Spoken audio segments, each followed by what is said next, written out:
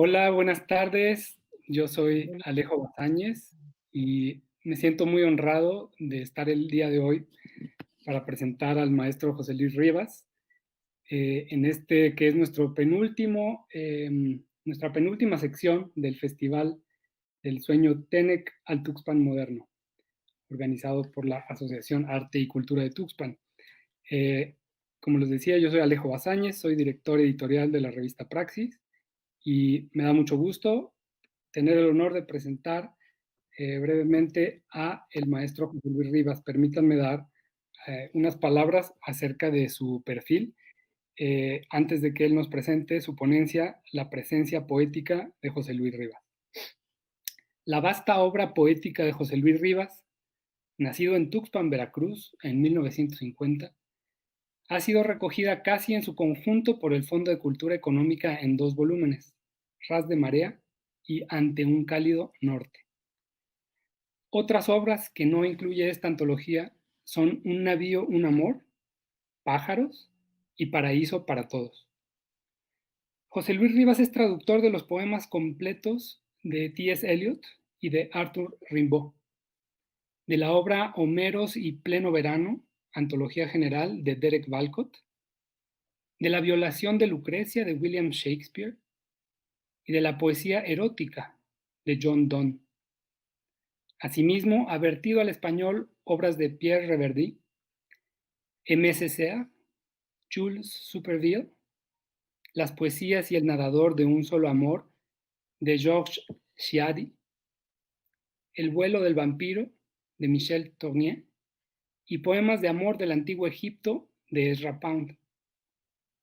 Ha recibido, entre otros, los premios Javier Villaurrutia, Carlos Pellicer, Ramón López Velarde, el Nacional de Aguascalientes y muy recientemente, en el mes de noviembre, el Premio Nacional Letras de Sinaloa 2020.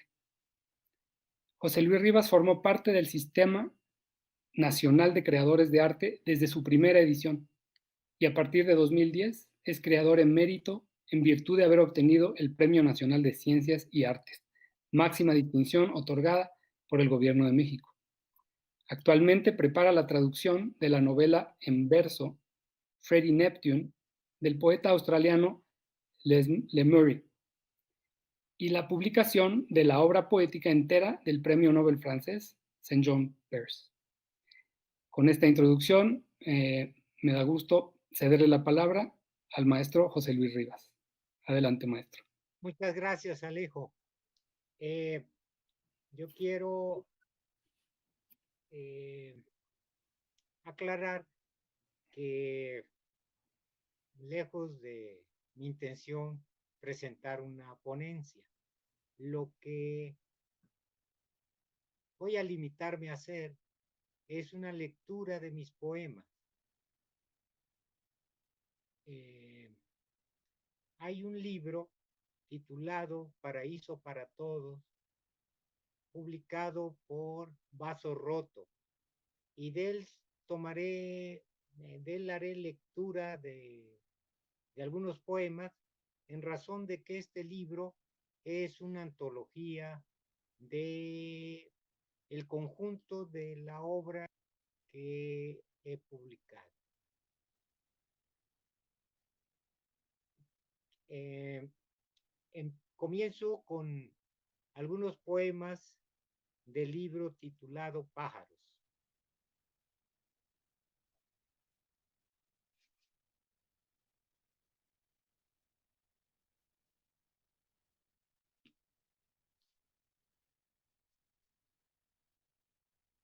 Del reino a cielo abierto de los pájaros proviene el humano anhelo de volar, escapar como el ave de la jaula del propio peso para ser libre sin asomo de duda. El que habrá de ser Ícaro, primero y después ángel, se desenvuelve a media luz casi en las antípodas del anhelado sol. La regla de oro, nunca tocar la tierra, si no se esfuma el sueño. Apenas levitando, el cuerpo deja atrás la escalera y va en busca del aire fresco de los patios. alzarse al paso de cada obstáculo como el que corre por una pista erizada de vallas.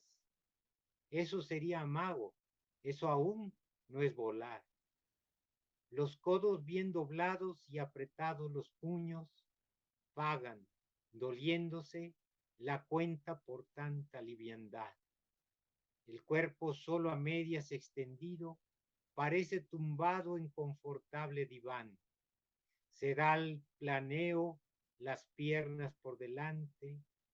A veces la postura es harto incómoda. La cabeza en avance, con el rostro mirando al suelo.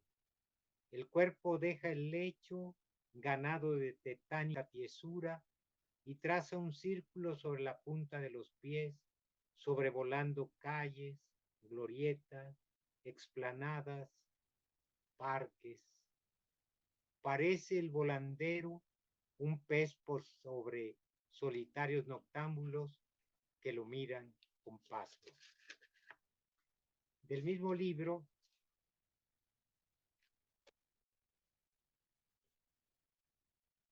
sobre pilotes y piedras de escollera, los pelícanos tienden sus grandes alas pardas al dios solar que orea lo que la mar herrumbra. El gorrioncillo que golpea su pico contra una rama para limpiarlo, peluquero a la antigua que afila su navaja, con ágiles planazos contra recia correa. Pregunta el pájaro, ¿quién soy yo, inmensidad, ahora que ya sé volar, sino tú misma? El ojo de la alondra, ducho en menú realidades, repara en lo más nimio. Así descubre el grano entre la paja, la más exacta de geme en geme, del estricto geómetra, tan métrica y simétrica, el sorbo de rocío recogido en el vértice de una brizna de hierba, el peligro inminente y esa nube que nada más allá advierte que le impulsa al vuelo vertical de casa erecta, sin párpado alguno, sin asomo de duda. De los carbones últimos de la noche que muere, cuando chisporrotea solamente una fugaz estrella, de humos de sombra y de sombras del humo, del choque de obsidiana, del choque de las últimas piedras, ¿quién lo creyera? Beben la viva chispa contagiosa los pájaros del bosque. Que surte al alba los follajes,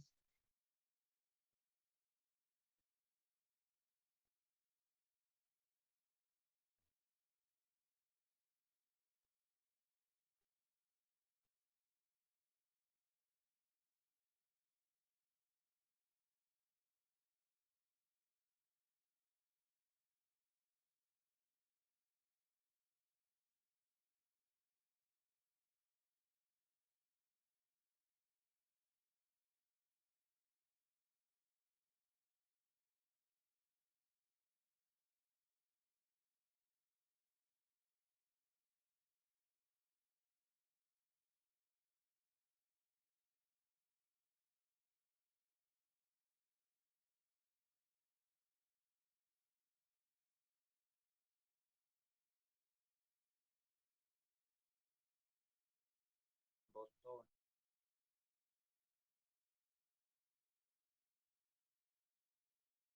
de las delicias. Cuando la nieve cubre toda la tierra, es un regalo, un sorbo de coñac, mirar al petirrojo encendiendo la lumbre de su garganta en pleno contra la escarcha que humea la redonda envuelta en pabellón de gasa. Volar como los pájaros en sueños te prometes, pterodáctilo que muda las alas primigenias, el tronco corpulento y ganan la oquedad, la suave ligereza de quien se funde en aire. Por el momento estoy sin nada que me arraigue, lanzado a vuela pluma, suspendido en el aire. Heme aquí en pleno viaje ensayando mis alas, sobre la mar sin nubes, bendición son mis alas. Soy un logrado Ícaro que asedia el oro en llamas. Y a continuación leeré de otro libro titulado Un navío, un amor, algunos textos. Cuando vieron en Delfos que el Apolo de los griegos tenía forma humana, los celtas prorrumpieron en grandes carcajadas. Desde luego, también de mí se burlarían de enterarse que te he dado aquí, Helena, fisonomía vana de criatura perecedera.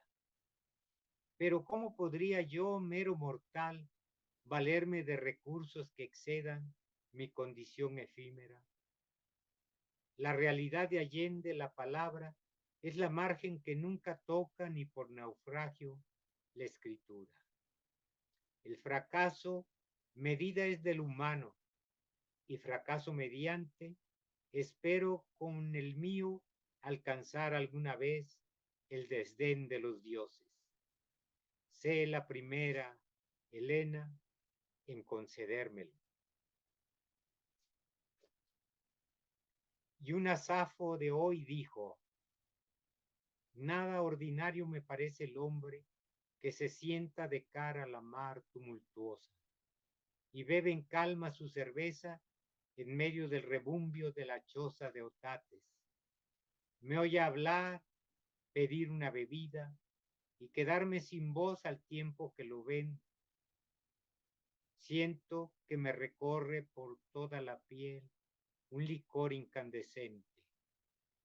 No encuentro qué decirle, la lengua se me seca, nada veo ni escucho, salvo un redoble frenético en mis oídos. Me sobrecoge el frío y enseguida el calor. Presa soy de un temor incontenible y palidece mi semblante. Me falta poco para quedarme muerta.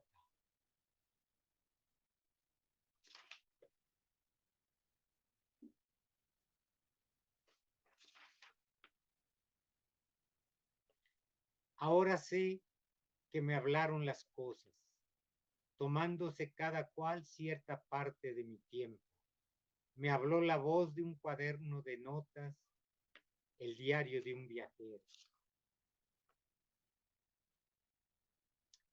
Es para ser leído que todo existe.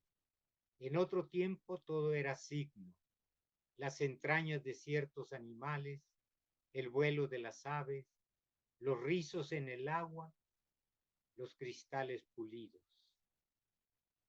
El vino irradia desde mis entrañas el ígneo resplandor del ditirambo. Sin señal de por medio, cual arrebata al roble el viento recio, así también amor a mi desprevenido corazón, lo dijo Safo. Con laurel y diversas flores engalanaban la guirnalda. En la punta, una vara de olivo con una esfera de oro en la que otras más pequeñas pendían. Al medio de la caña otra esfera, menuda, argéntea, sujetada con cintillas de púrpura. Las flores de azafrán cubrían otra punta. Apolo, sol en alto y Selene debajo. Los globitos guindantes hacían de luceros y aún de constelaciones. El ciclo de los años eran las cintas. Fuerte, joven el portador del laurel, suelto el pelo, la cabeza tocada con corona de oro, su túnica radiante a flote parecía sobre el leve calzado. Las doncellas lo escoltan elevando las ramas que redoblan los ruegos de los ardientes himnos. El siguiente lleva por título Etnia. Cuando un mundo vencido se impone con tristeza de gaitas que sollozan, la bruma alrededor se cierne y baja para asir nuestra sombra. Cargados velos de humedad se tienden y una mujer que danza nos recuerda que un dios o una diosa no tienen forma humana, que la danza surgente es dicha en movimiento y una lid de metales señala que el sonido se multiplica según lo consientan nuestras expectativas de delicia. Así, ya en Delfos, ¿cómo no reírnos de su Apolo? No cabe el parangón. El Dios genuino insiste en ocultarse, solo se manifiesta por señales. La música sinuosa o lacia impregna crótalos y un oleoso flujo de serpiente unge las sienes. Hoy es el primero entre todos los días que se repite solo cuando danzas.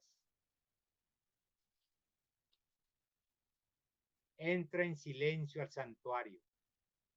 Tus huellas en el vestíbulo las absorberá el tapiz. Ve descalza, pues tiene que estarlo la que quiere iniciarse en el Dios y sus misterios. Y un grupo de danzantes saldrá a tu encuentro. Llegué al caer la tarde. En el hogar quemé el incienso y encendí cada lámpara. Coloqué una moneda de plata sobre el ara a la derecha del ícono y musité al oído del pilar mi pregunta. Tapé con cera mis oídos, dejando atrás la plaza del mercado, ya lejos de los puestos que exhibían radiantes conchas de abulones midas, me destapé a la suerte y la frase inicial que reventó el tumulto la tomé por oráculo. Ahora mi destino son mis manos. Puedo hacerme la amada o su sombra que pena, la Helena del mástil en medio de la tromba.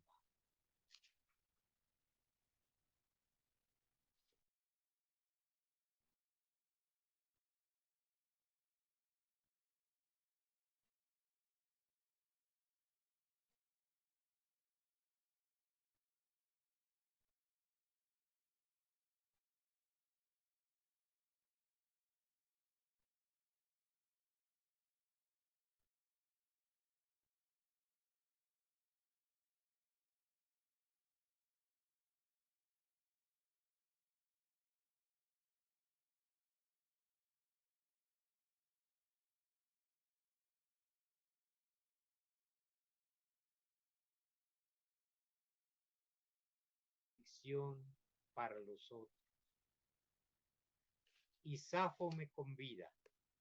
Ven a mí desde Creta hasta el santuario donde se extiende un delicioso pomar y grandes incesarios trenzan su mareda y un agua fresca murmura entre tallos.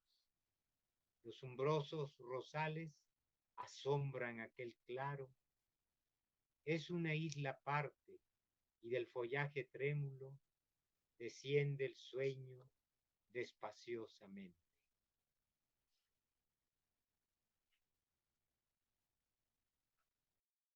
Una sola Helena. Que otros canten la gran alzada de sus potros, la esbeltez del navío en las gradas antes de ser botado, o la estereotomía de una locomotora de diamante. A mí, en cambio, séame concedido celebrar con altura a la que amo. Y algún Dios ha querido que en los tiempos que corren, modelo sea a la vez de hermosura y de agudeza, que abandonado haya su vida exterior y a su esposo, un renombrado príncipe, todo ello señala que Eros aún disfruta de espléndida salud.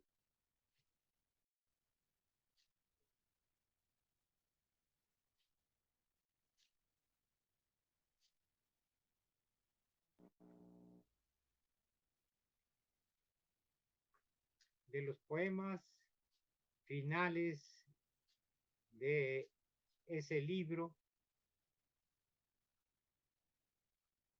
leeré este. Las muchachas, sandalias en la mano, de puntillas por entre resbalosos peñascos de escollera, los pies tantean en principio antes del salto irreprimible de roca en roca, los vestidos al vuelo con ráfagas que esparcen un aroma de espliego, las prendas interiores untadas en los cuerpos, transpirando salobres, los muslos por delante, asomando la espuma de la rizada blonda, los pechos que estallan, despareja marea de grupas y caderas, el roción de las olas arrojando su irisada atarraya por donde todos descendíamos en escala. Risas de fulgurantes dentaduras, el sol picando el dilatado bochorno y el aullante pinar de la avenida costera ante la isla de Lobos. La cabaña de Otates entre los médanos y la muchacha que aporta en la ribera una proa de encaje y la gaviota tijereteando las espiras de su propio descenso hasta arrasar la arena. Las palmeras rizándose de brisa como los zumbadores de un papalote que cosquillea nubes cierta tarde sumida al fondo del Ancón. Los horizontes que tiran de su pecho bajo el escote, el deseo, sus íntimas marismas, la pardela que parte en remolino, un navío, un amor, y la ráfaga que ondula las pestañas, correo de papel de China que asciende poco a poco por el hilo de vibrante pandorga, multicolor fondo escotado de las islas, seda, licra, jersey, en hilandillo sobre piel que aspira bocanadas, inmensidad y regreso. Luego de otro libro titulado Por mor del mar, leeré lo siguiente. Trazo ideal de la naturaleza, un puerto, entrada segura desde la mar, libre de escollos, restingas a flor de agua, bancos de arena e hileros de corrientes. La entrada ha de ser profunda, pero muy estrecha, e inclinada hacia el exterior de la costa, de modo que detenga el oleaje. Y en el interior ha de ensancharse formando una dársena, lo bastante amplia para que los barcos puedan virar en redondo, pero no tanto que los deje sin abrigo contra los vientos. Es mejor que la dársena esté encerrada entre colinas o tierras altas, pero sus orillas deben dar cabida a muelles, malecones, diques, carreteras, ferrocarriles. Los puertos en la desembocadura de los ríos tienen sus ventajas y otros tantos inconvenientes. El río puede ser navegable y remitir el transporte desde el interior en barcos pequeños o lanchones, pero en las crecientes puede ser un estorbo y en todo tiempo, no hay que olvidarlo, deposita sedimentos en el puerto y fuera de él en forma de bancos de arena.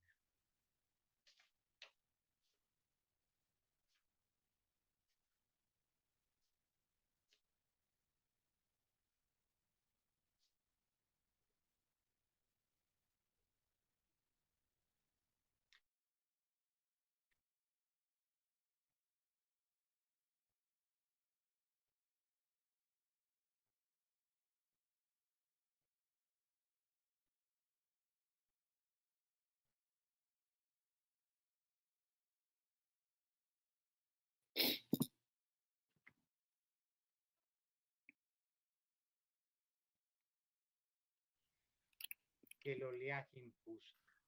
A nuestros miembros consuena en las arenas con el mariposeo de las manicuristas y esas otras muchachas que insisten en tejer en trenzas muy menudas nuestros lacios cabellos, a los que impregna de su aspereza el salitre.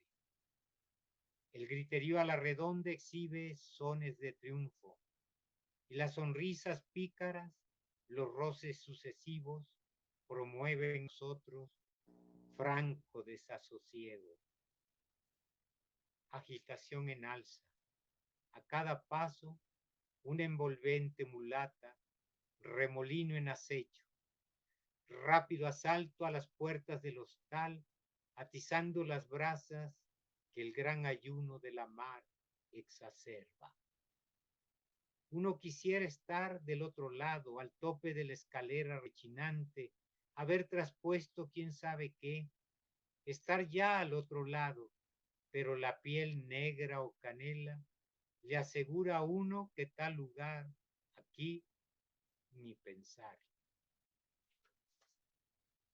Islas que brotan del piélago y la multiplican tras la eclosión de lava, como una densa lecha de peces esparcida en la oscura cima de los légamos. Islas por donde quiera, otras tantas señales para adentro. Alguien, en cierta noche pertinaz, las concibe, las gesta largamente en su magín, y así que cabe, las menciona a las puertas del convento y en los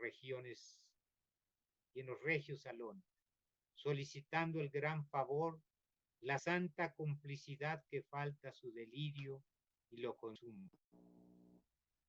Las perfila al esbozo de una carta, las da a la vela en el sueño de otros navegantes, como se bota por la rampa de un astillero la carabela santa, larga y angosta, con una sola cubierta y espolón a proa, que todavía huele al encino de los montes.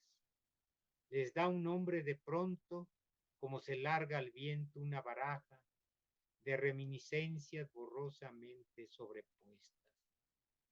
Dibuja su accidentado litoral, trazándolo con decisión ardiente, con virtud en despliegues, soberana, con alarde de límpida estereotomía. Recorre con el dedo la partitura abrupta de su perfil antes de que la ejecuten los recios vientos en estación sibilante. Sedes de grandes migratorios, donde el marino asienta sus columnas solares. Por la emergencia de esas islas fluentes, soñando vive como un dios. Dame la llave de las islas, dueña nuestra, señora de mar alta. He visto en lontananza, desde el abrupto risco, desde el tope del palo superior, desde el faro que fija bajo el compás de su girante claridad, la mar a la redonda y al centro de su círculo, la isla como un pinar más sombrío. He visto el claro de la luna en los foscos rompientes, entre chirridos de pardas pardelas que en la noche temprana no acaban todavía de lograr su acomodo en la escarpada grieta. Y he tenido a la vista mi deseo como una carta de marear extendida en la mesa de cubierta, atestada de borlas bermejas o ambarinas, puntuando derroteros más confiables, líneas de balizas, hileros de corrientes, mareas encontradas y temibles. Dame la llave de las islas presentidas, señora de mar alta, igual que se confía en manos de un chiquillo que a ojos cerrados juega un trozo de metal, una arandela, un pedazo de hierro recién desenterrado, pues que a fuer de ansias y vehemencias se erige a veces un mundo imaginario que deja a quienes oyen más perplejos que la vida real a quien avista un mundo más ligero. Dame la llave de las islas, el cachón que revienta en la ribera, la llave de un cerrado perfil de farallón a la caída de la tarde, cuando los arrecifes son la percha de los mergos. La llave es un estrecho pasaje entre dos ríos, en un delta que alumbra a trechos rosmarinos, el faro y la almenara de la luna ruciente, nuestros santos patrones tutelares.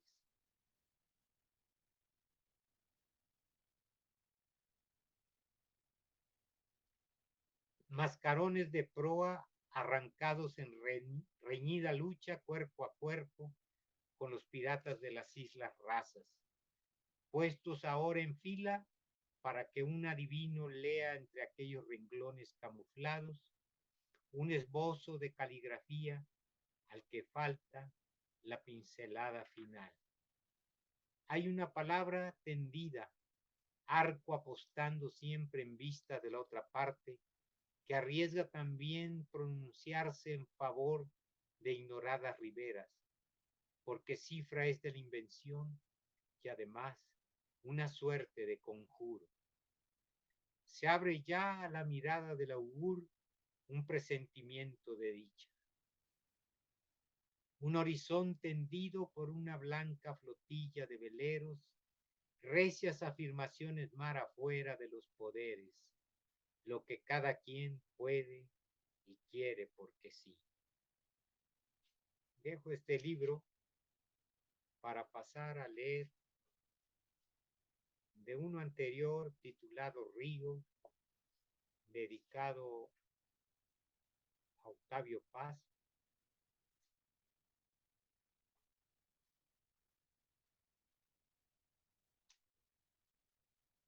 Leo el primero de los textos que lo componen.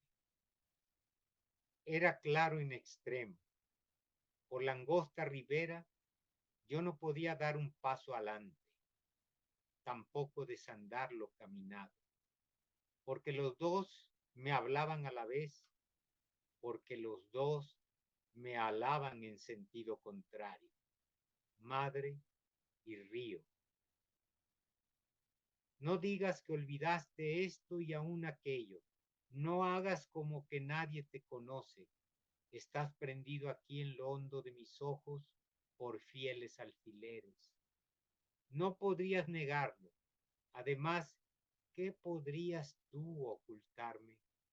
Mi madre terminaba acordándome conmigo. Soy un trompo zumbador, madera de naranjo llevada al torbellino primero por un toro. Y aunque yo comprendía que nada iba a quedar de aquello, o que en casos remotos, si eso pasaba, sería del todo diferente, también era muy claro que ya nadie podía tomar aquel sitio, y eran mudas en tanto estas palabras que ahora escribo aquí. Mi madre apretaba más el paso, y las parvadas de papanes que aquella tarde vi nublar el sol a ratos, vuelan ahora en una bandada tan rala que el silencio expectante les cede su rincón en este aparte. El río vigoroso aflojaba su garra clavándome los ojos, y pronto la ribera con sus chozas y sus palos de humo pardeaba como un gato. Mi prima agonizaba sobre un catre de lona. Un curandero negro le chupaba un tobillo. Ya no tiene remedio. Eso dice el doctor, ciciaba muy quedo, tía Chagüita. Solo nos queda esta esperanza. Y el hechicero negro lavaba aquella herida y luego la sorbía con delicia, igual que a un ostión hendido. Yo me moría de celos muy negros. La tarde se entregaba al igual que Regina. Me sentía muy enfermo y sollozaba.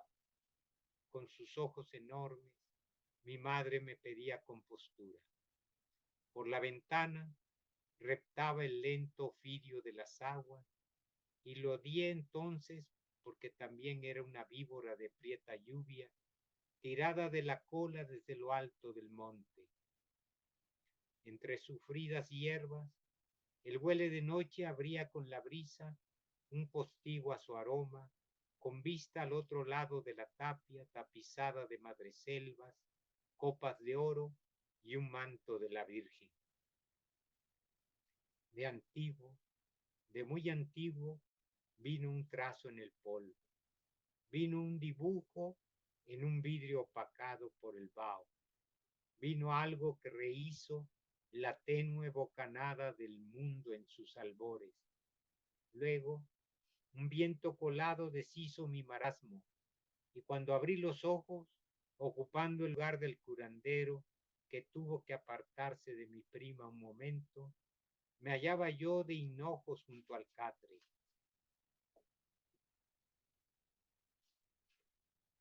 Sentí la mano presta de mi madre haciéndome de la pretina, levantándome en vilo ante la herida de Regina, rosada caure. El olor de un galán de noche barría con escoba de palmas el corredor en sombra. Música apaciguante se adueñó de la casa y las pisadas del brujo que volvía del patio por la crujiente grava me hicieron implorar como tal vez nunca más vuelva a hacerlo. Luego de un rato, por el óvalo gris de la ventana, la luna escuálida se fue engastando al marco, sesgada por su sombra. Su luz amarilló la luna del chinero, barnizó la repisa con su búcaro y luego se posó en el nácar de un dije. Cruzó la pieza la ráfaga de un gato y cayó el cortinero como telón de luto. Esa noche volvimos en silencio.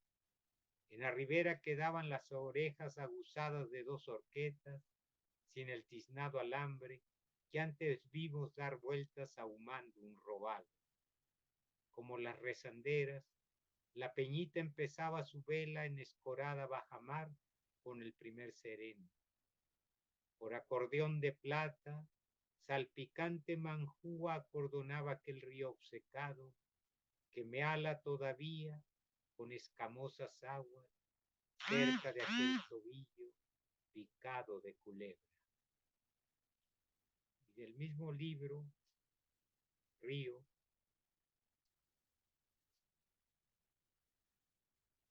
leo la sección de décima. Carraspera de palas, largos llantos como las caras descompuestas, blancas y prietas de mis tías, la palada brutal que planta su invisible follaje sin cantáridas, relámpagos de radio esparcidos por todos los rincones, explosiva metástasis que se extiende en silencio como el pasto entre las hendiduras de los días que vienen o de esos otros que los precedieron, vividos gota a gota, sangre o suero vertidos desde un frasco y aparejados de pasos silentes, de hondas excavaciones que acompañan 100 rezos de llovizna, como cuando se queda entre nosotros por 9 días el temporal del norte. Madre, el arrebol en alto acicala los pómulos del cerro. Está tan pálida que solo con mercurio croma daría un poco de color a su semblante. ¿De quién decías eso? ¿Quién te traerá el día de ahora, sábado, una mota de afeite para tus pómulos exangües? Mis tías se acomiden, abren el tanque del oxígeno, te aplican esa mascarilla tiesa que compone y remata la escena submarina donde gorgoritamos todos. Y tú respiras con los ojos fijos en mí, llorando en seco. A tus pulmones falta el aire terso y tu cuerpo se estraga, gasta su carne, alimentando una armadura recta que acuchilla tu piel con muy crudas aristas. Madre, estás sentada, los cojines contra la testera de fúlgido latón dan cuenta de tu peso apenas. Miras a veces hacia el patio. De tu casa tan grande te queda ahora solo el mezquino cuadro de ventana con su níspero fiel y el cuarto de tu alcoba, donde el viejo ropero luce su media luna cuarteada, de la araña en la palma de la mano, del niño que guardó rotunda piedra en ella cierto día distante. Y tu buró de cedro huele tanto a remedios, a alcohol, a menjunjes, no descansan en él tu estuche de inyectar, tu jeringa hipodérmica, ni las ampolletas descogotadas. Ya no tienes en dónde mirarte. El espejo está cascado y nadie le te arrima, caritativa, el de su bolso de mano. Madre, eras como el paso de un velero sobre una mancha de peces. ¿A cuánto que no vas a la calle toda de punta en blanco, o vestida de guinda de paseo conmigo al lado, por la ribera de Tía Chagüita o por el cerro gordo de Tenichaco? Madre, hay toninas muy cerca patrullando el estuario, albuferas de ranas croando a mares y un olor a recaudo. Madre de un río, cuéntame de tu lecho. Para nosotros era Cuca la bruja, porque asido del puño llevaba al dócil niño en turno señalado hasta el rincón en sombras, del viejo camerino vecino al campanario, 4 muros mohientos, nidos de telarañas y gris aire estarizo. Era toda una bruja esa conserje atada a su remo de palmas, aplicada en barrer con el claro de luna el calvario del niño preso al día siguiente. Campana que encarcela vuelve a sonar. Ya no es hora de encierro, llama a jugar.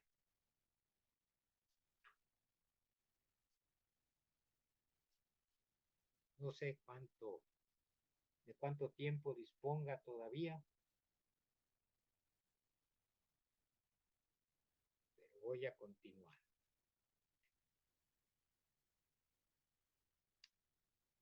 Ah, soledad, te alumbre con dolor, de pie bogando sobre la tabla que arrastra el río en su corriente, en una deriva por 3 noches, hasta que emerja en remolino el ahogado cuerpo de tu padre.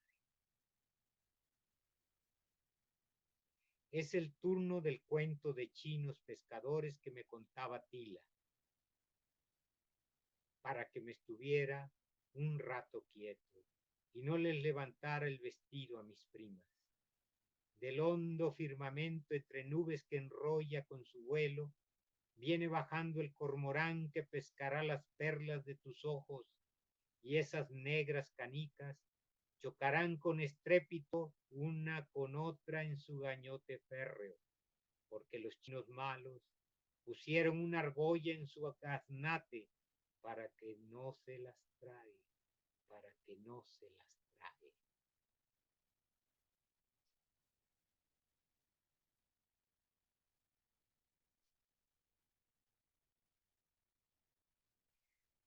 Por la tejería, la niña nadaba por la tejería, cazadores atentos del blanco se olvidaron, y así la pieza en vuelo, sombra sobre el pantano, se fue listando cerros, unas de fango.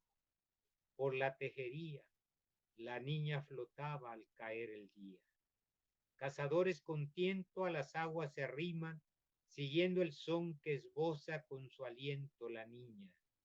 Por la tejería, sumida la garza abre expectativas.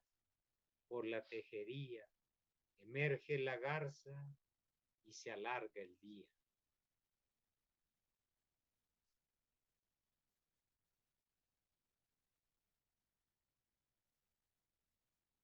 La hoja de María pastora unge de fresca, si la aplica a tus sienes, de pronto sueñas.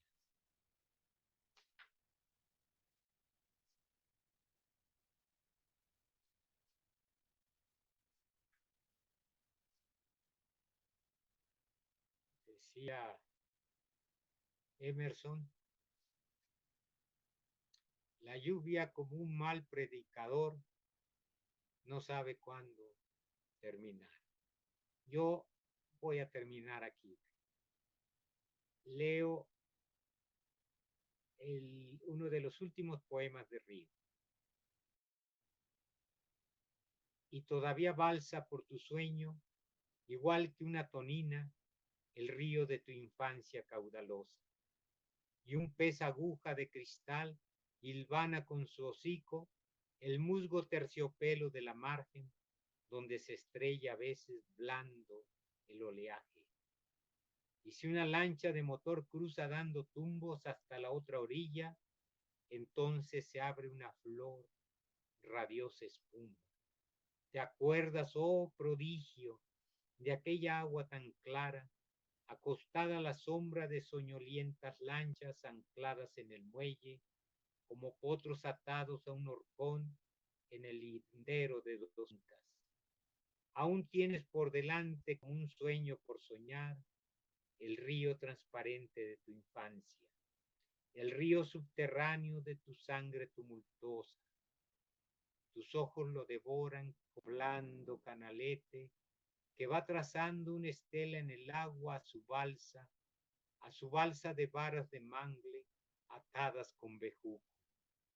Ah, el río era azul, verde o dorado, y al caer de la tarde, a los pétalos del crepúsculo, mezclaba flores de framboyán. Oh prodigio, rodeado de calor por todas partes, era un islote de frescura, un oasis donde se emposaban los aparejos de bogar y los de ver. Te hablaba siempre de ti, de lo que has olvidado de tus sueños. Te hablaba siempre de ti, y su rumor subía hasta los cerros a buscarte, y cuando a su llamada tú presto acudías, en vez del mágico tapete, ponía a tus pies aquella arca construida con varas de mangle y con bejuco. Y noche a noche, el sueño antes de zarpar, recitaba el listado de Noé, y no había prisa porque quedara nadie fuera, pues que los escogidos lo eran por su amor a los soles y a las palmas temblorosas de la tarde, y al escándalo de las ranas en el zarzal, y al estrépito de los tordos en los guayos. Y el sueño que creías perdido surca ahora aquel río y te despierta con un silbo. Es la sirena del chalán que regresa de río arriba, repleto de racimos amarillos, pecosos plátanos y ramos de fragantes níspolas.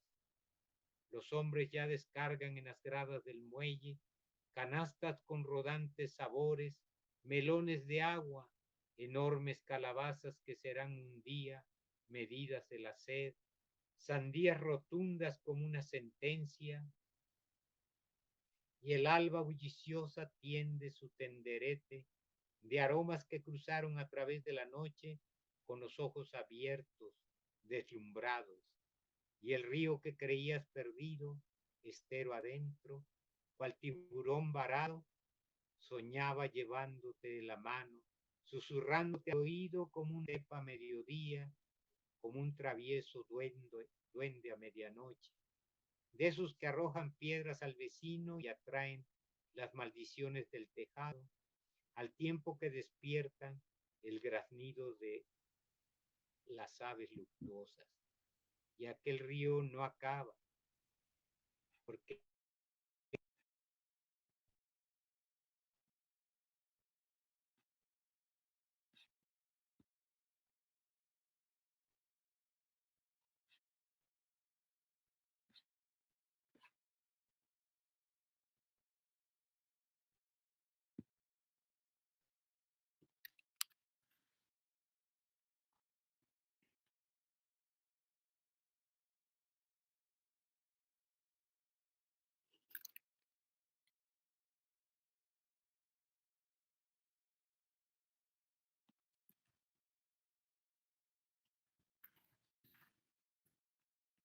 o los ojos se ahondan con su vértigo y se hacen pensamiento voluptuoso, jardín plantado de delicias, mazorca desgranada en abalorios y cuentas de coral.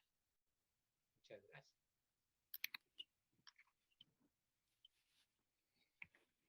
Muchas gracias, maestro Rivas. Realmente no puedo expresarle cuánta admiración me despiertan sus poemas. Al principio, cuando estaba leyendo un fragmento de Pájaros, no pude evitar recordar que en algunos de sus libros yo he visto que usted ha colaborado con la fotógrafa Graciela Iturbide. Eh, Así. yo, tuve, yo tuve oportunidad de trabajar con ella cuando estuve de agregado cultural en Japón. Y veo un paralelismo entre la fotografía de Graciela Iturbide y la poesía de usted. No sé si me permitiera lanzar esta hipótesis, No, pero eh, ella dice una cosa que a mí me parece muy interesante. Ella retoma una cita de Octavio Paz que dice, la vida es, pero es en blanco y negro. Y Graciela Iturbide dice, el color distorsiona más la realidad que el blanco y negro. Cuando el color es chillón, no representa la vida. Mi pregunta para usted sería, llevado esta misma analogía a la poesía y pensando que para ella la cámara es una extensión de su mirada, ¿diría usted que la realidad eh, contrastada con la poesía es más en blanco y negro o más a color? yo diría que es una combinación. El negro es un color. Eh, Mm. a mí me parece, mis poemas apelan muy poco al colorido. Creo que se basan más en otros sentidos. Apelan mucho pues al tacto, al olfato, a ciertas tonalidades, pero no tienen un papel predominante. Mm. Sí hay momentos en que al ocuparme del río, del mar, es necesario o me ha sido necesario apelar a los colores, pero no es fundamental para mí el colorido en mis poemas, ¿no? No, con esto no quiero decir que por ejemplo, la poesía de Carlos Pellicer no Mm. haya un gran colorido y haya un gran manejo de, pero no es lo prevalente. Yo hice ese libro con Graciela, que todavía sigo agradeciendo me haya invitado a colaborar con ella, dado que es una fotógrafa de primer plano. Eh, y escribí ese texto, una parte de libros de pájaros, precisamente para que fuera al frente de esas fotografías extraordinarias que componen el libro, ¿no? Ella apeló incluso al negro de una manera rotunda. El libro, el libro, si recuerdo bien, creo que no tiene lomo. Eh, Mm. es decir, tiene tipografía en el lomo. Eh, Cierto. es verdaderamente un libro sui generis, ¿no? Porque escasamente recuerdo una especie de estampilla en la portada. Ujú. Sí, Ella es hizo como, ese principio estético que ella tiene de la fotografía, ¿no? Y que no en vano ha recurrido a Octavio Paz para refortificar su postura. Eh, yo me he sumado a esa causa al escribir eso y difícilmente, incluso todo el libro mío de pájaros tiene, eh,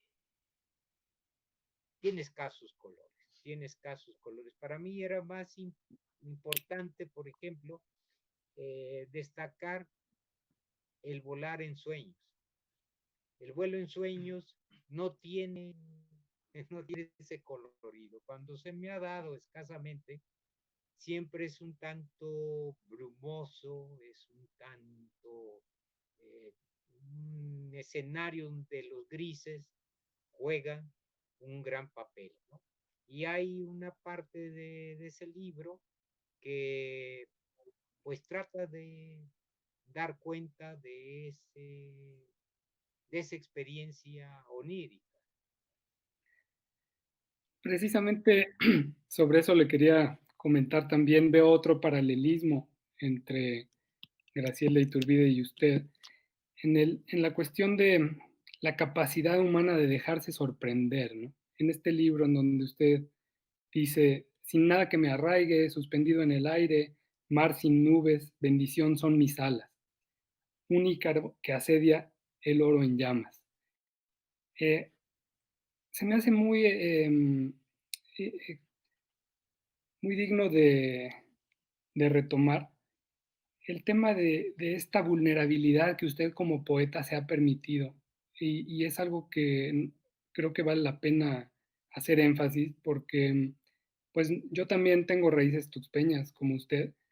Y creo que un tema que en México, bueno, en todo el mundo, es muy difícil, es cómo revelar, cómo exponer al mundo la personalidad tal como es. Es decir, ¿qué es la poesía sino dejarnos ser, ¿no? Esos seres abiertos, desprendidos, vulnerables que abrazan la nada. Es una tendencia muy humana a querer llenar la vida con cosas, con etiquetas, con eh, títulos, protecciones, pero en esta capacidad de contemplación yo veo también un paralelismo muy interesante que me remonta a, al tema de que decía Manuel Álvarez Bravo, ¿no? Por ejemplo, otro fotógrafo, hay que tener el tiempo necesario para uno. Yo cuando escucho su poesía, maestro, a mí me parece una poesía muy rebelde, porque va muy a contrapelo de nuestra cultura actual, que es eh, deprisa, todo deprisa. Y es el no detenerse a sentir las cosas, a verlas, a imaginar, incluso esta enorme riqueza del lenguaje que usted maneja, es imposible no sacar de vez en cuando el diccionario, ¿verdad? Y más en temas relacionados con el mar y la fauna de la costa, ¿no? Eh, una serie de... Pero bueno, más allá de esto, también en el libro de Un navío, un amor, que fue muy bonito porque pudimos ver exactamente el verso en el que está inscrito el título de este poemario que usted nos lo leyó. Decía Luis Panavier, el gran mexicanista francés, que usted había rescatado para la literatura mexicana eh, la música de la poesía y el mar, esta hermosa temática marina. No por nada, obviamente, es usted tuxpeño, lo cual nos da mucho orgullo, pero yo creo que vale la pena detenerse en esto, porque él incluso usa la palabra talasofobia, ¿no? Usted ha conjurado la eterna talasofobia de la literatura mexicana, que es increíble que en un país con 7,000 kilómetros de costa no se nos ha dado particularmente la inspiración poética relacionada con el mar. Entonces yo le preguntaría a usted eh, cuál sería su opinión acerca de este argumento de Panavier, que lo asocia también a usted como esta rebeldía que yo mencionaba, porque la poesía mexicana estuvo muy influida por los surrealistas, ¿no? En los años 20, 30, antes de la Segunda Guerra, que vinieron muchos a vivir a México, eh, Wolfgang Palen, Onslow Ford, Jacqueline Lamba, Leonora Carrington, etcétera, que dejaron su huella en la poesía mexicana haciéndola muy visual, muy como de las artes plásticas, ¿no? Más vinculada a las artes plásticas.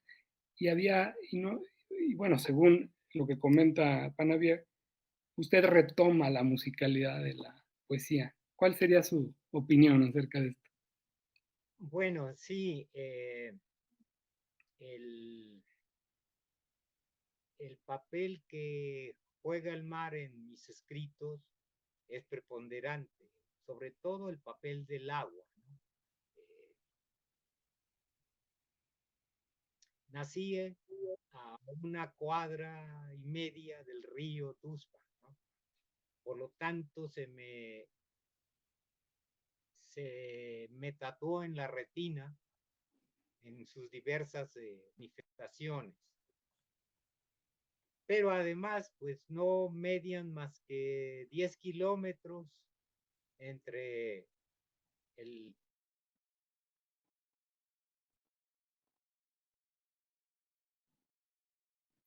Creo que se nos fue el sonido. No lo escuchamos, maestro. ¿Podría checar su micrófono?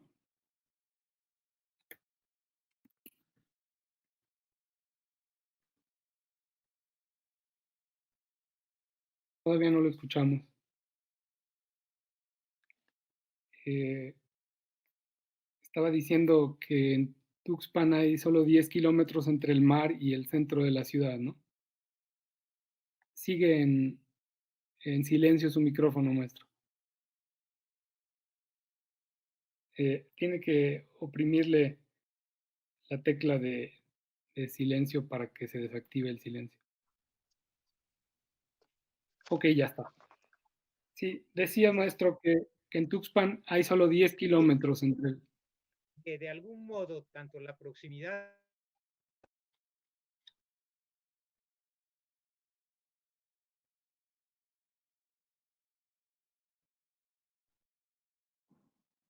No, otra vez lo perdimos. No se escucha.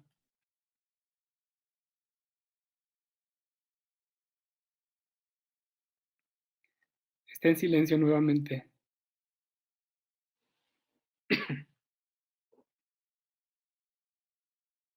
Bueno, el silencio también es poético, ¿no? Supongo. Silencio.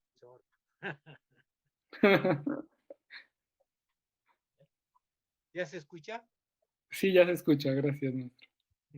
Eh, volviendo a lo mismo, la proximidad del río, la proximidad del mar, en este caso, dado que nací muy cerca del río y solo median 10 Mm, kilómetros entre la población y el mar, mm, fueron dos elementos acuáticos que marcaron en buena medida mi infancia.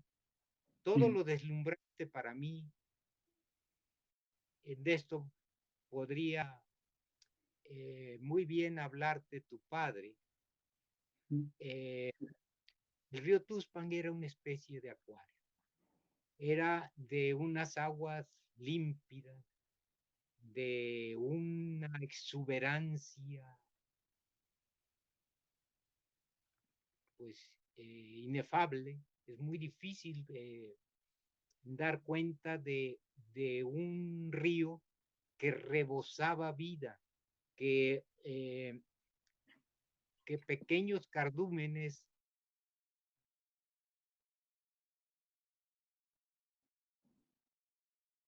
No lo escuchamos, maestro.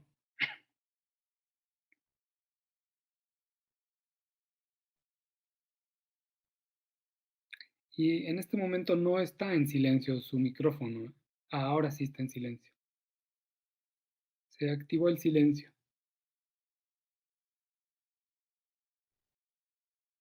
Sí, Ah, ok, decía perfecto.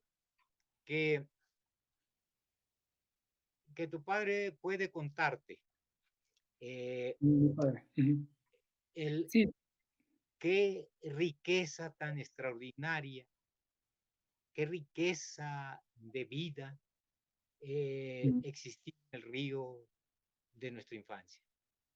El río era tan, tan lleno de vida que un pequeño cardumen, al ser acosado por un pez un poco mayor, terminaba saliéndose de las aguas. Y esto ocurría de una manera por demás frecuente.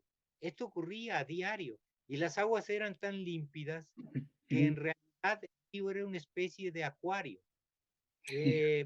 Aprendí los nombres de los peces juntando los pequeños jóvenes que eran hijos de pescadores o que eran chavos que andaban en las orillas pescando o no, bañándose, divirtiéndose, tirándose de los árboles, usándolos como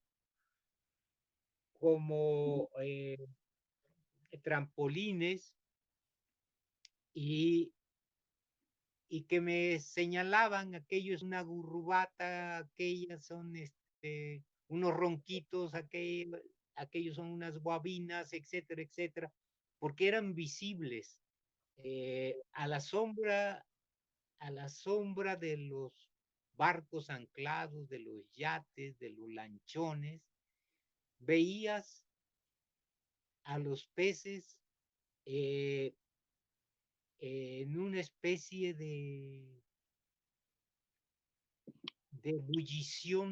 ebullición vital que verdaderamente resultaba deslumbrante. Me siento profundamente afortunado de haber conocido eso.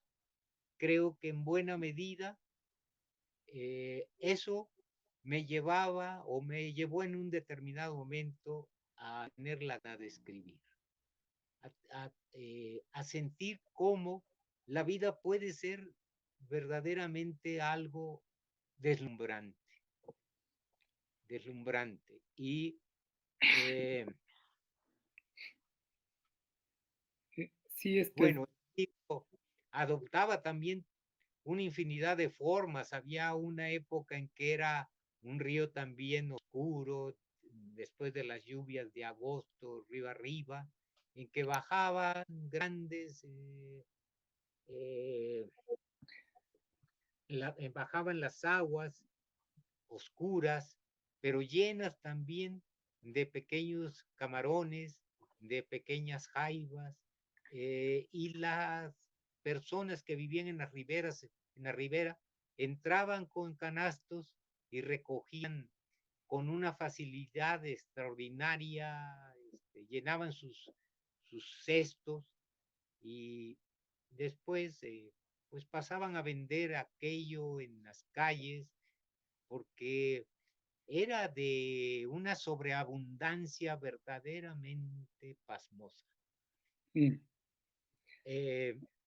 Sigo viendo en el río algo vital, algo muy importante, pero está lejos de aquello que yo conocí. Maestro, ¿qué palabras le daría usted a un joven que estuviera iniciándose en la poesía, que obviamente tomara en sus manos un libro de usted o una traducción de usted como esta que tengo yo aquí de St. John Peirce, Elogios, muy hermosa, ¿verdad? Editado por Editorial Era, que es una gran editorial sobre todo para poesía, pero que obviamente un joven va a ver estos poemas y pues de entrada va a ser difícil, ¿no? Es como si trata uno de leer a T.S. Eliot o Ezra Pound, o sea, realmente son poetas bastante complejos, ¿no? No es tan fácil entrar a la poesía. Entonces, si yo soy un joven tuxpeño que estoy fuertemente inspirado por la naturaleza, como usted acaba de decir, porque pues sí, el río está contaminado, pero mal que mal puede uno entrar al estero de Juanamosa o el estero de Jacome. Hay varios lugares en donde se conserva mucho la naturaleza todavía. Hay un santuario de la iguana. Yo incluso escribí un poema sobre la iguana en Praxis.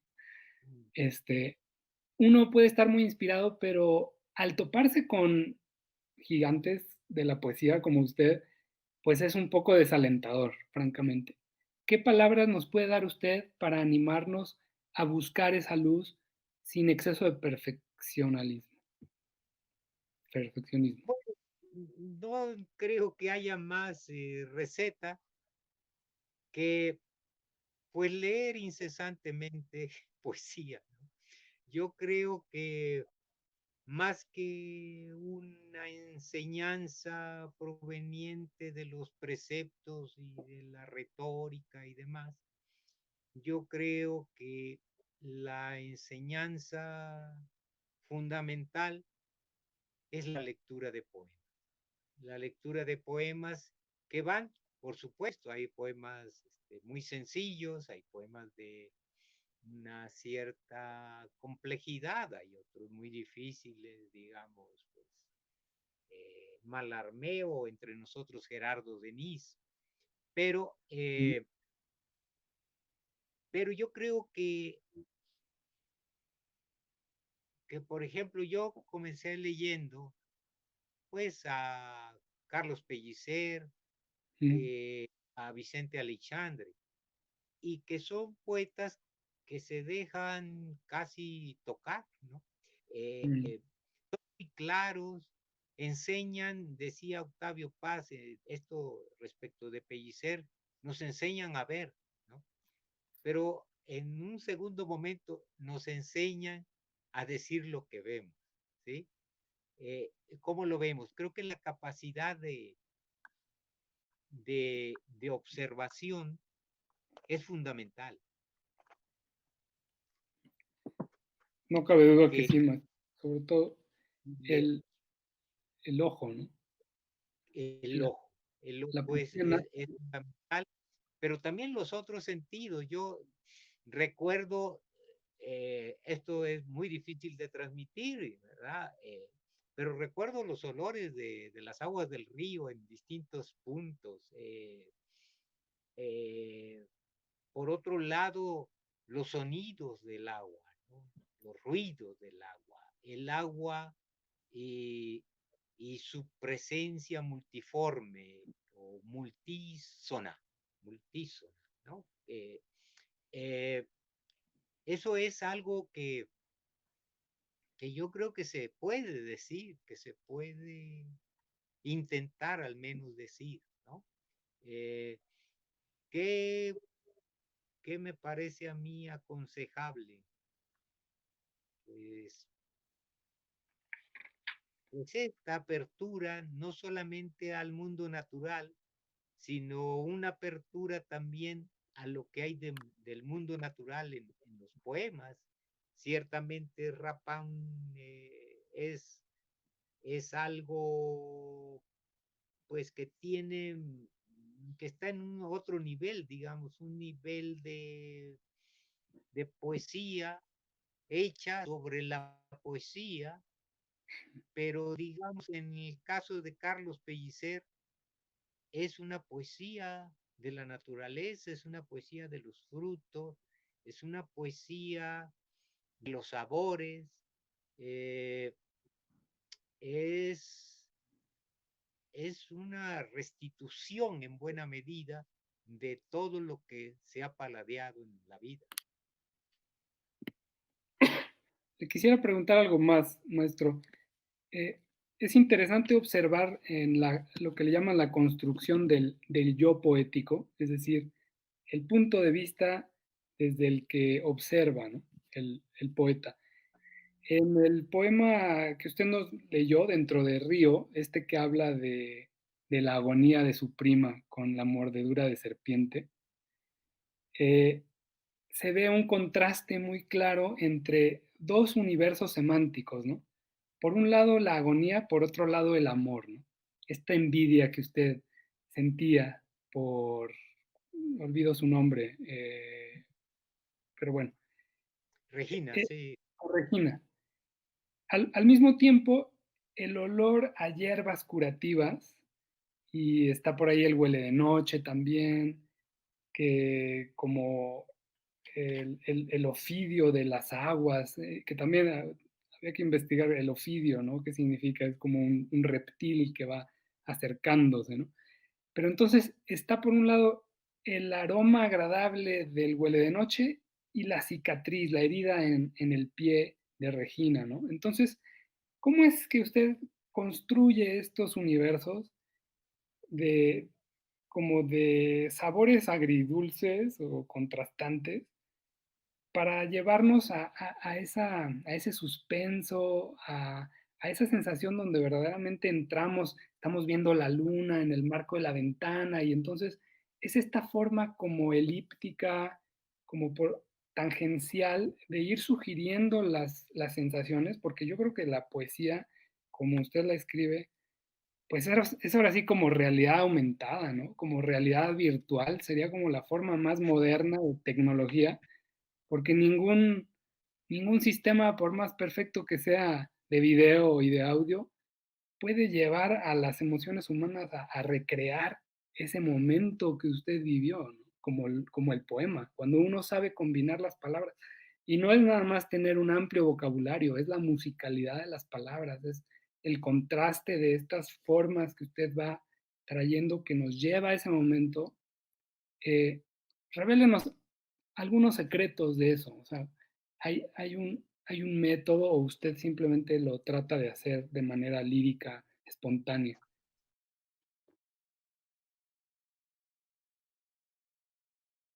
Está otra vez en silencio, maestro. Creo que está oscilando. Es curioso. ¿Sí se Ujú. escucha? Sí, Sí, es sí, curioso. ah, Yo había escrito ese ujú, poema ujú, y fui a la feria del libro de Guadalajara. Yo era entonces director de la Universidad Veracruzana. sí, Lo llevé un mecanograma ujú, porque ocurre a menudo que te pidan alguna cosa para su publicación ujú, y sabía que me iba a encontrar con amigos poetas que hacen también ediciones, etcétera. ujú, Pero de un modo que no sé explicarme, lo ujú. perdí dentro del cuarto de hotel, perdí buena parte del libro que después será Río. Y, y decidí reescribirlo.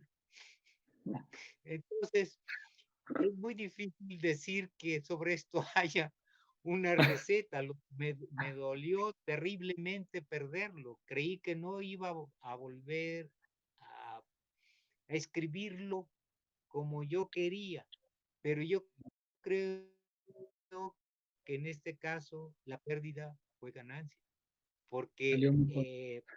me forzó muy probablemente a, Mm, sí, a, a acentuar ciertas cosas, a tratar de afinarlas de tal ujú. forma que era una verdadera recuperación de esa experiencia que, bueno, es cierto que está envuelta en una serie de elementos, pues, literarios, Mm, pero en principio una experiencia que tuve de niño.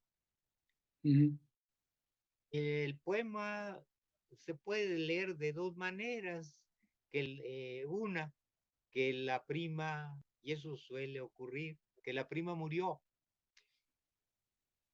Otra es que la prima no murió y la prima en la vida real no murió. pero la Eh, noche se entregaba al igual que Regina. ¿Qué es que se entregaba? Se entregaba la sí, vida, ¿no? ese era, son esos amores de niño Mm, que, que están silenciosos, mudos, pero que en ujú, un determinado momento se expresan, ¿no? ujú, La presencia del curandero negro que le chupaba el tobillo, la herida, habría un dolor muy grande ujú, porque eh, era, ya en términos, ¿qué será? Lacanianos, Ujú. habría la envidia por el deseo del otro, ¿no? Es Pues decir, sí, el deseo, lo que conseguía el otro, habría una suerte de herida tremenda. Y era no solamente la herida física, sino la herida mm, de, de unos celos que no sí, se de un amor. podían curar de ninguna manera. Cuando ya me abalanzaba sobre la Mm, prima para tratar de hacer lo que hacía el curandero negro, mi llega la mamá. madre que me recordó el principio de realidad. Entonces, bueno, pues ahí acabó la aventura en cierta manera.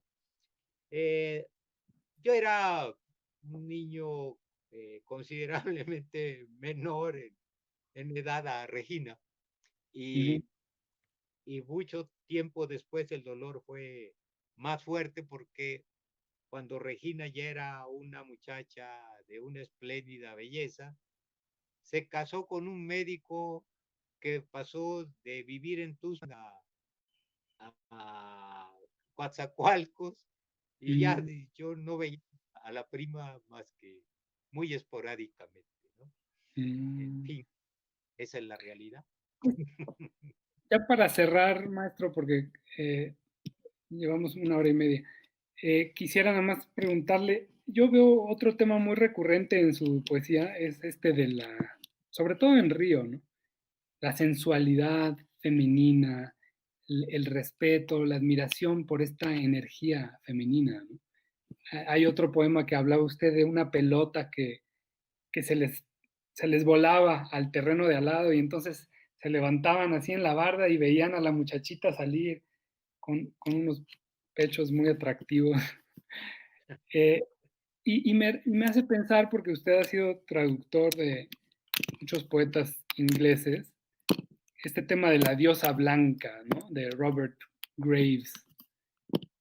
Yo creo que si algo nos ha faltado en México son poetas que retomen y que elogien este lugar tan especial que su poesía le da a la mujer. No en un tono feminista, porque yo creo que esto va mucho más allá, es algo quizá más eh, pues ontológico, espiritual, más profundo, ¿no? Pero ¿cómo es que en esta infancia que usted tiene en Tuxpan y con todas estas sensaciones y todas estas personas adorables que componen su universo familiar, se da de manera tan espontánea, tan natural, este aprecio por lo femenino, por la mujer, y poderlo sublimar a estos niveles en su poesía? Yo creo que muchos no han descubierto todavía esta magia que tiene la poesía de usted, de poder retratar a la mujer de esta manera, en donde se le está, digamos que, admirando por su belleza, pero no es solamente una belleza física, sino es todo, ¿no? Es lo que lleva adentro. ¿De dónde saca usted estas ideas? ¿Cuál fue la semilla? ¿Es Tuxpan o es su contacto con poetas ingleses o de dónde viene? Bueno, más bien es una infancia que en un determinado momento, por un incidente familiar, junto, junto a mi hermana, nos tocó compartir nuestra casa con Ah, 6 primas, cuatro niñas, con cuatro niñas a que 4 por niños. niñas que pasaron a vivir ahí con nosotros, que modificaron todo en términos de, bueno, donde comíamos en una mesa, pues pasamos a comer en dos empatadas, donde había, digamos, 6 sillas para dar cabida a ellas, hubo que sumar otras y en algún momento añadir hasta una banca de madera para que cupiéramos todos. Pero ese roce permanente, esa presencia femenina, siempre ha sido para mí algo pues maravilloso y una riqueza que, que tenía que dejar rastros muy fuertes en mi infancia, en mi percepción de la vida, puesto que era ahí el único niño. Y Mm, entonces, una suerte de, quizá de sensualidad que, que puede ser la habitual en el mundo árabe, me tocó a mí en mm, suerte en Tuxpan. Y entonces, así eh, es algo tan prodigioso como terrible. Entonces, es. eh, Es algo y, muy es poco común, ¿no? Poco común entonces, crecer rodeado de esa manera así es. de mujeres, y porque se nota en sus versos una verdadera conciencia de igualdad. Es más, quizás hasta enaltecidas a la mujer, o sea, veo enaltecida a la mujer en su conciencia. Ya no es ni siquiera una igualdad, es una admiración profunda, como por su esencia, ¿no? Es muy bonito, y se lee entre líneas, que es lo más increíble, ¿no? Se desprende sin querer, y entonces puede uno ver lo que usted siente hacia el género femenino en general, ¿no? Hacia la diosa blanca le llaman, ¿no? A mí me asombra, la verdad. Robert Graves fue un poeta portentoso, pero sobre todo, pues ese libro maravilloso que escribe La diosa blanca, en una época en que no existían las computadoras, es verdaderamente un acto de, más bien es la concreción de una memoria fantástica, ¿no? Haber asimilado toda la mitología irlandesa, celta, y, y no perderse nunca en toda esa mitología para sacar adelante la figura de la diosa blanca. Y Claro que escribir un existe, poema sobre la diosa blanca, que, que yo creo que es uno de los mayores logros de sus poemas, pues es fantástico. Un amigo en una ocasión, un amigo que es un crítico literario y un poeta, escribió un texto donde hacía notar que la presencia de la diosa blanca estaba eh, en mis poemas de un modo no dicho, pero, pero perceptible. exactamente. Sí, así es como lo leemos, maestro. Yo quiero invitar a todos a que compren sus libros, a que investiguen quién es este tuxpeño célebre, renombrado y admirable con que contamos. Espero que nos dé muchos libros más y le envío un muy cordial saludo. Tenemos que cerrar ya esta charla, pero le ¿Cómo no? quiero agradecer muchísimo por estos minutos que nos regaló, maestro. El agradecido soy yo, siempre lo estaré y me complace mucho conocerte y agradezco a Gaby también su intervención para hacer posible este encuentro que sigo celebrando y seguiré celebrando mucho tiempo. No quiero dejar de mencionar que el maestro Rivas es miembro del consejo editorial de Praxis, que es nuestra revista cultural en Tuxpan, Veracruz, y ahí pueden ustedes leer algunos de sus poemas especialmente dedicados a Tuxpan, uno de los cuales acabamos de publicar ayer dedicado a Octavio Paz. Muchas gracias, maestro Así, Rivas. No, Bueno, gracias pues por antes de despedirnos, yo quiero agradecer infinitamente todo este rato en el que he estado yo, ¿cómo se puede decir? Como diríamos los niños, pasmada, escuchándolos. En primer lugar a José Luis y posteriormente amena charla con Alejandro Basáñez Evergenji. Excelente moderación, Alejandro. Y quiero recordar algo muy hermoso que sucedió el año pasado, que nuestra asociación civil promovió que el ayuntamiento le brindara un merecido homenaje a José Luis Rivas. Esta cuestión la tenía pendiente mi papá, que le dedica un capítulo de su libro de crónicas a José Luis, y decía, no logro que José Luis se deje hacer un homenaje, ¿no?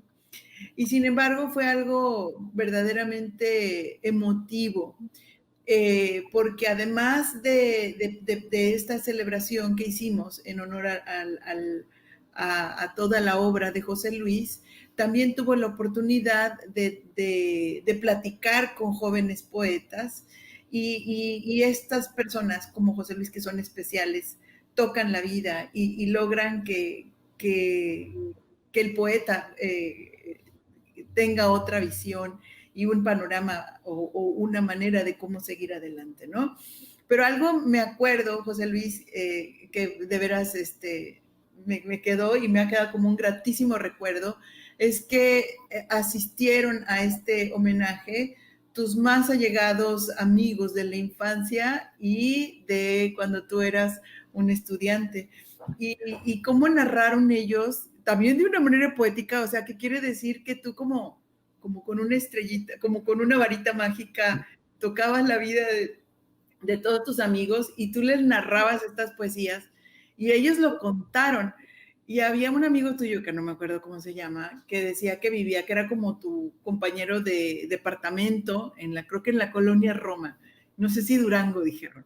Y entonces dijo este amigo tuyo, dijo, yo, José Luis, él escribía las poesías en mi respirador que yo le prestaba, y él las escribía durante la noche, y como no le gustaban, las hacía pelotas y las aventaba al cesto de basura, ¿no? Creo que era Oscar Méndez, ¿no, maestro? Sí, Oscar. Creo que era Oscar Méndez. Bueno, y entonces dice que él dice, pues yo todas las mañanas compilaba todas esas hojas hechas pelota, y ya en un momento determinado José Luis me las pidió y yo se las entregué, ¿no? Pero todas esas narraciones de sus amigos, verdaderamente poéticas también, ¿no? Y cómo me llenaron también de mucha alegría, de mucha emoción, de ver la gran admiración y todos esos recuerdos de cuando se iban a casar o por algo atrás de la Tello, y que se metían en el lodo, y todas esas vivencias, pues también yo las viví junto, o sea, con esas narraciones nada más. Entonces, de eso me acuerdo como una cuestión hermosa de esa celebración que se te hizo el año pasado a cargo del alcalde que te nombraron ciudadano distinguido de esta tu tierra, Tuxpan, Veracruz, ¿no? Y bueno, pues agradecerte infinitamente la participación tuya en este festival y también la de Alejandro. Pues ha sido un placer, Gaby. Creo que el maestro está otra vez en silencio. Y sabe que ha de ser un duende, que le cierra el micrófono. El silencio que habita en... Sí. Ajá. Bueno, aquí Ana Luisa Rodríguez Rangel dice que fueron una delicia las narraciones de sus amigos, y por ahí dice Brianda, mi hermana, que todos sus poemas tienen sabor y olor y saben a Tuxpan y huelen a Tuxpan. Entonces hay un montón de comentarios en el chat de esta charla. Y bueno, pues agradecerles infinitamente a ambos su presencia en este programa. ¿Cuándo vuelve a Tuxpan, maestro? ¿Cuándo lo tendremos por ahí otra vez? Cuando haya otra pandemia. Bueno. Esperemos que pronto. Que esto no dure los 2 años y medio, los expertos pronostican, y nos veamos antes, a ser posible. Bueno, a ver si para la primavera, que ya se... Ojalá todo. no te vaya miasma que anda circulando. Bueno, Pues, pues muchas gracias. Pues nos despedimos y bueno, y si gustan ver los comentarios por ahí que tienen ambos en este chat de esta charla, sería muy bueno, porque todos están muy contentos escuchándolos. Muchísimas gracias. Muchas gracias. un gusto. Gracias, José Luis. Hasta luego. Estamos en contacto. Gracias. Hasta luego. Adiós. Un gusto compartido. Gracias.